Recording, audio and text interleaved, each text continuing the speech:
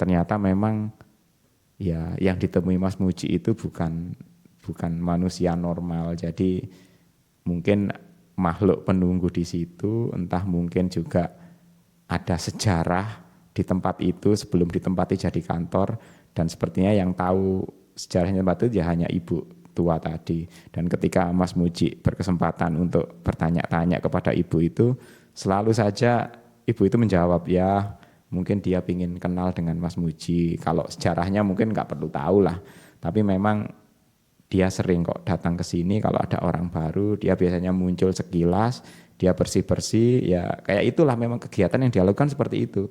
Hanya seolah-olah membersihkan halaman depan sama ruangan tengah, setelah itu hilang gitu aja.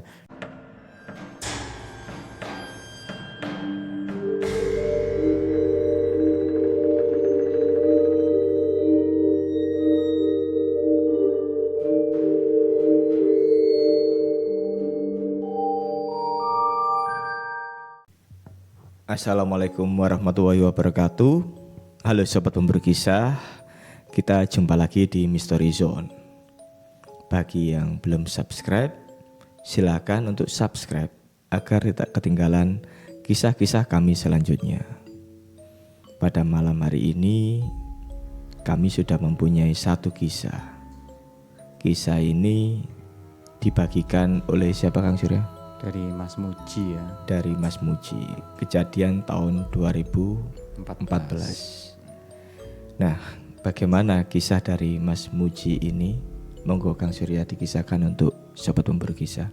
Ya Pak Jack, jadi Mas Muji ini mendapatkan pengalaman yang agak menegangkan ketika waktu itu dia bekerja di salah satu kantor karena dibutuhkan sebagai tenaga administrasi ya. Nah, Mas Muji ini memang beberapa kali itu dia sering pindah-pindah kantor karena mungkin ada kantor-kantor tertentu itu yang membutuhkan tenaganya sebagai administrasi, karena ya mungkin ada beberapa hal yang harus diselesaikan dibantu oleh Mas Muji ini. Jadi nggak heran Mas Muji ini kerjanya itu kadang-kadang tahun ini ikut kantor ini, tahun depan udah ganti lagi. Nah, waktu itu di tahun 2014 dia ini kebagian kerjaan, diminta bantu menyelesaikan administrasi. Jadi ada kayak kantor gitu, dia punya banyak pekerjaan, administrasinya perlu di backup. Apalagi waktu itu Mas Muji kan ya terkenal lah, sudah dikenal memang sering bantu bikin menyelesaikan pekerjaan administrasi yang mungkin terbengkalai. Jadi Mas Muji ini diminta ke sana, paling nggak lama sih, nggak sampai 1 tahun, biasanya 6 bulan gitu sampai masa kontrak kerjanya itu berakhir. Nah, di kantor ini ada di daerah perbatasan Sidoarjo ya. Jadi kebetulan Mas Muji waktu itu diminta untuk ke sana dan dia memang menyanggupi. Bahkan ya dapat tawaran kalau misalkan nggak bisa selesai dengan cepat boleh dilembur, fee-nya juga ada. Artinya Mas Muji setidaknya walaupun kerja lembur pun dia masih bisa membackup lah. Sampai di kantor yang dimaksud, Mas Muji juga berkenalan dengan teman-teman yang ada di sana, karena memang rata-rata mereka semua itu sudah saling kenal dengan Mas Muji, karena mungkin di beberapa pekerjaan mereka saling bertemu ya, saling berhubungan erat. Jadi circle-nya itu masih sama-sama kenal lah.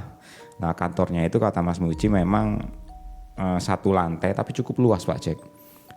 Area depan ruangan itu dipenuhi kayak tempat ruang-ruang staf untuk bekerja, sementara area belakang itu ada area kayak taman sekaligus beberapa kamar, mungkin seperti kos-kosan gitu, tapi itu dipergunakan untuk para pekerja yang barangkali lembur di kantor, ingin istirahat, bisa menginap di sana. Jadi ada beberapa ruangan yang seperti kos-kosan itu untuk kamar-kamarnya orang-orang yang kerja di situ, barangkali butuh lembur dan menginap tadi ya. Nah, Mas Muji ada di sana, dia sudah memulai pekerjaannya, tiap hari juga beraktivitas di meja yang sudah disediakan, dia mulai membantu kantor itu untuk menyelesaikan banyak hal administratif dan lain sebagainya. Dan itu berjalan ya beberapa hari ke depan lah, sampai Mas Muji ini mempelajari, karena memang tiap-tiap kantor dia bekerja di banyak kantor kan ya, tahun kemarin, tahun sebelumnya. Jadi dia itu paham, oh ternyata di kantor ini itu ada kayak kebiasaan. Jadi tiap pagi itu mereka itu nggak biasanya di tempat lain dipesankan kayak makanan kotaan dan juga minuman juga disediakan dalam bentuk instan, mungkin kotak-kotak gitu ya, atau mungkin botolan. Nah, kalau di sini tuh beda. Tiap pagi itu ada kayak ibu-ibu tua yang mungkin rumahnya juga area kampung dari kantor itu ya. Beliau ini datang pagi-pagi banget sebelum jam 7 malam.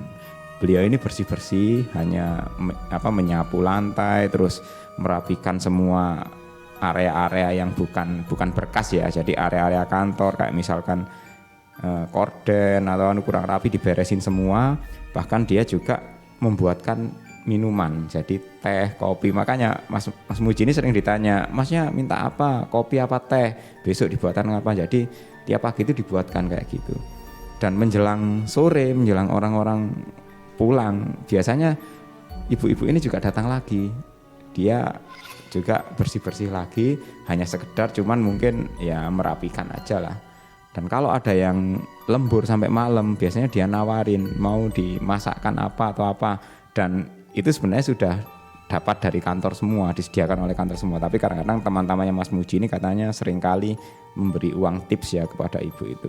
Sampai pada suatu ketika pernah ada tamu mungkin datang ke kantornya, jadi banyak kegiatan, hingga akhirnya ibu-ibu ini kayaknya sibuk banget gitu untuk cuci-cuci. Ternyata katanya biasanya ibu-ibu ini dibantu sama anaknya, cewek, mbak-mbak gitu, usianya mungkin 25-26 tahunan lah. Jadi Mas Muji itu tahu kebiasaan kantor itu dan cerita-cerita itu.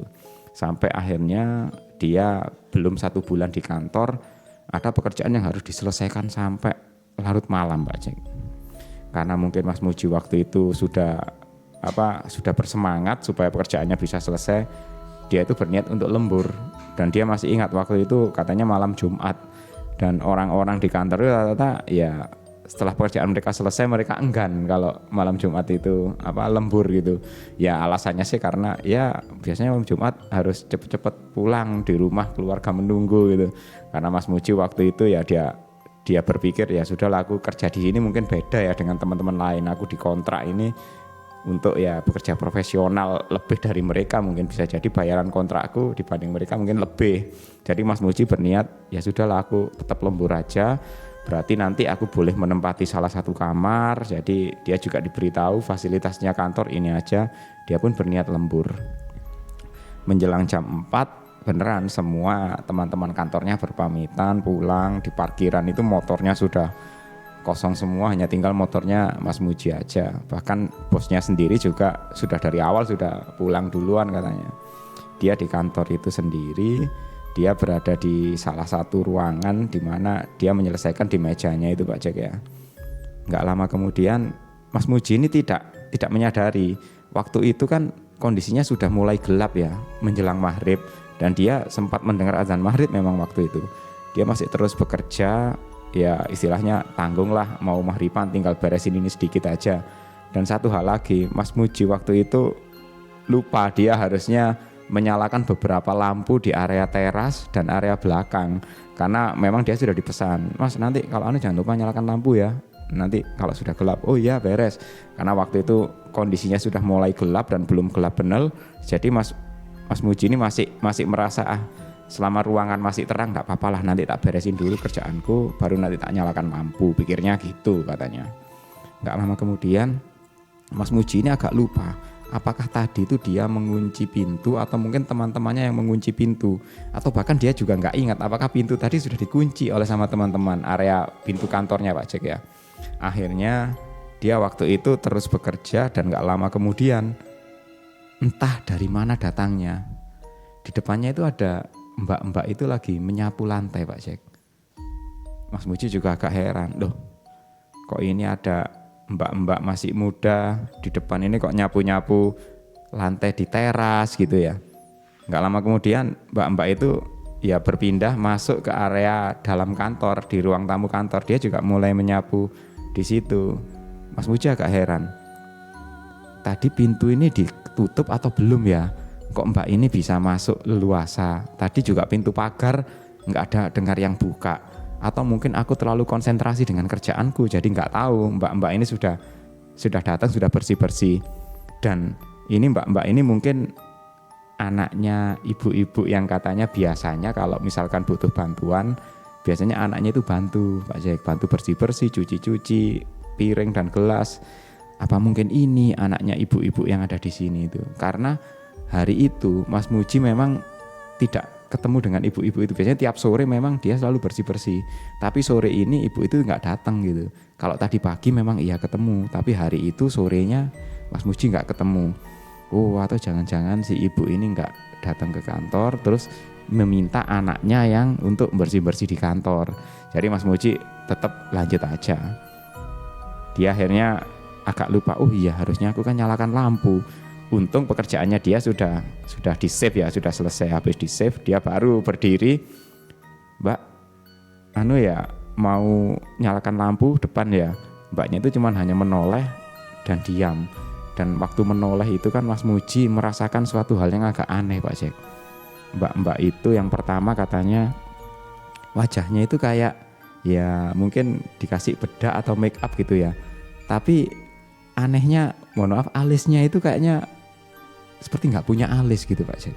Entah memang nggak punya alis atau mungkin bulu alis matanya memang tipis banget.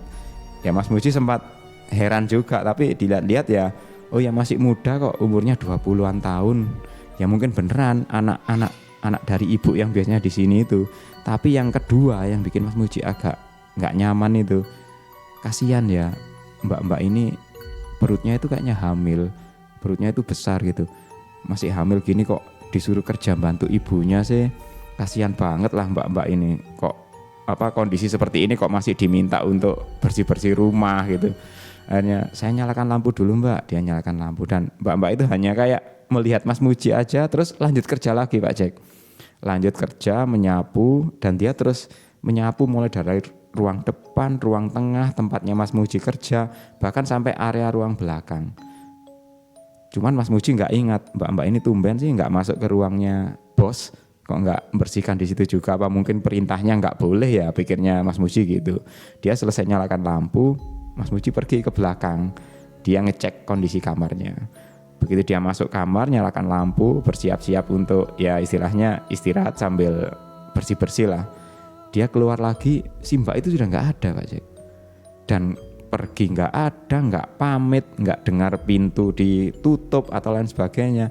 Kondisi pintu pun juga masih terbuka. Waduh, mbak-mbak ini kok sembrono sih, dibiarin aja pintu kantor kebuka kayak gini, padahal tak tinggal ke kamar belakang. Nanti kalau ada orang masuk kan juga resiko. Di sini banyak ada beberapa komputer katanya. Karena mungkin Mas Muji menyadari jangan-jangan mbak itu keburu karena juga kondisinya kan hamil. Mungkin ya dimaklumi lah oleh Mas Muji. Akhirnya dia malam itu menginap dan memang ya suasana di situ agak berbeda Pak Jack. Jadi Mas Muji sebenarnya merasakan agak tidak nyaman, tapi bagi dia bisa jadi ketidaknyamanannya dia itu karena dia berada di tempat baru dan juga dia mungkin kecapean karena hari itu harus lembur. Akhirnya keesokan harinya berjalan seperti biasa. Mas Muji juga menyelesaikan pekerjaan lemburnya di hari itu. Di minggu depannya Mas Muji itu agak heran karena pagi-pagi itu si ibu-ibu tua yang biasanya bikinkan minum sama bersih-bersih itu nggak datang. Yang datang justru ada mbak-mbak masih muda, umurnya ya 20 tahunan, tapi ya masih beda banget lah dengan yang Mas Muji temui. Dari obrolan teman-teman kantornya di kantor itu sama Mas Muji sendiri akhirnya menyapa, si mbak itu anaknya si ibu tua yang biasa bersih-bersih di kantornya. Dan Muji sempat heran, oh ini tak anaknya ibu tua itu. Akhirnya ditanya, loh mbak biasanya ke sini tak? Oh iya, aku bekerja di sini dikontrak di kantor, istilahnya orang baru lah. Iya loh, mbaknya nggak punya saudara tak yang bersih-bersih? Enggak mas, saudaraku laki-laki sudah nikah, jadi nggak ada di sini. Nggak punya saudara lagi cewek. Oh enggak punya. Mas Muji agak heran, terus yang kemarin itu siapa? Akhirnya itu dipendam dalam hatinya Mas Muji. Sampai akhirnya beberapa hari kemudian, entah besoknya gitu, dia ketemu lagi dengan si ibu yang tua. Di suatu kesempatan Mas Muji nanya, loh bu, anaknya yang biasanya bantu-bantu sini cuma satu lah. Loh iya mas, anakku yang cewek cuma satu aja. Oh kapan hari itu siapa bu ya yang nyapu-nyapu? Loh, kapan mas? Hari Kamis gini, pas jam segini, jam sekian, dia ciri-cirinya kayak gini. Si ibu itu langsung kayak diam gitu. Oh, mungkin mas, itu bukan anak saya katanya gitu. Lah terus siapa bu kok bisa masuk ke sini? Ya itu mas, itu yang memang biasa bersih-bersih di sini, katanya si ibu begitu. Ya Mas Muji waktu itu pikirannya masih positif ya.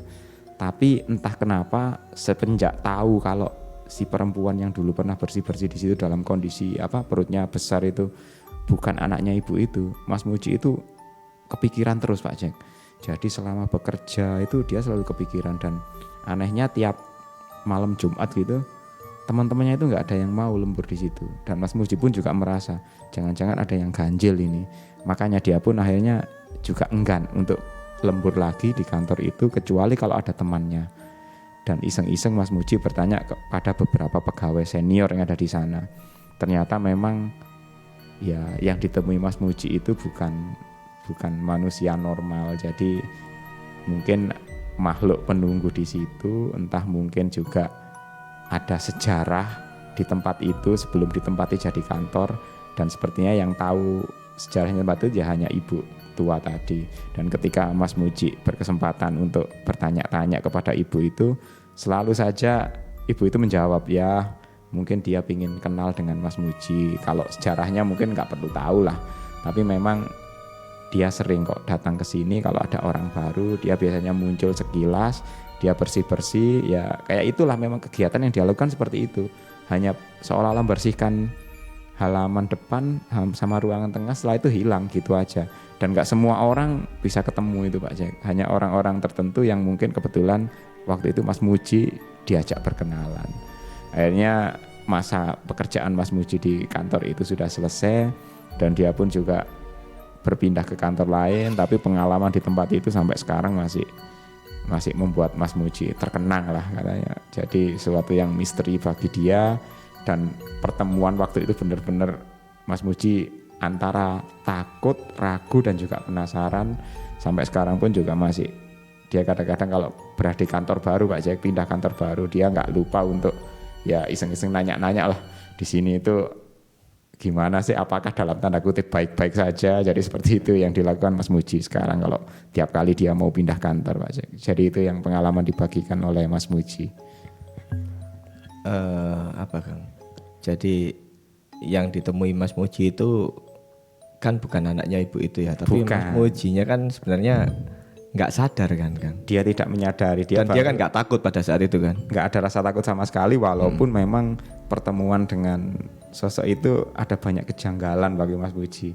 Mungkin entah dari mana dia gitu datangnya, tahu-tahu muncul di situ, tidak ada pintu pagar yang berbunyi, tahu-tahu muncul dan juga tahu-tahu pergi, nggak ada suara sama sekali. Itu yang sebenarnya ya Mas Muji memang tidak curiga, tidak takut, tapi itu cukup misterius baginya. Kemungkinan sih penunggu di situ yang mungkin sudah lama ya. Sudah lama, karena dari beberapa pegawai kantor yang ada ya mereka sepertinya juga pernah tahu dengan sosok itu Pak Jack. Oke, terima kasih Mas Muji atas berbagi kisahnya dengan kami. Dan untuk sahabat pemburu kisah, jangan lupa dukung kami, share video kami, like, tinggalkan komentar di bawah, serta ikuti terus kisah-kisah kami selanjutnya. Assalamualaikum warahmatullahi wabarakatuh. Bye-bye.